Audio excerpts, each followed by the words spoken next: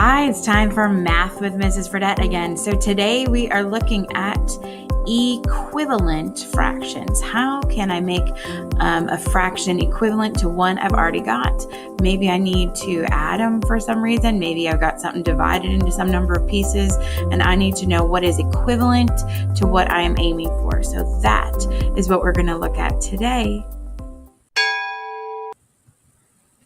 We're talking about equivalent fractions, and you can make these pages as decorative as you wish in your journal.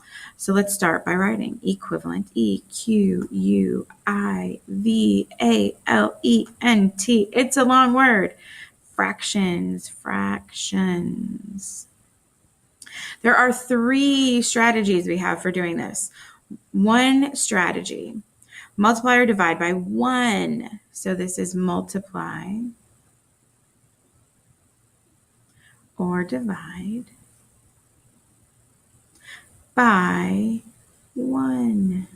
So let's look at an example of this. If we have the fraction 2/3, and we need to get that denominator on the bottom to a 15, right? Because we need something over 15. We can multiply by 1. Please forgive my really bad artistry here. You guys are going to do better. So there's my 1, 5 over 5, right? And if we do that multiplication, we know 2 times 5 is 10. 3 times 5 is 15. So our equivalent fraction is 10 over 15. Our second strategy is smiles and rainbows. Smiles and rainbows. That's my rainbow. All right, how does this work, Mrs. Fredette? Okay, so here's our 2/3 again. It's really a very similar concept, but we're going to go over that equal sign, but with the times 5, that's our rainbow, and we get 10. And we're going to smile under that equal sign with times 5. And that's 15. So we come to exactly the same answer, which is good because in math we like to know we have good ways by getting the same answer we would have gotten another way.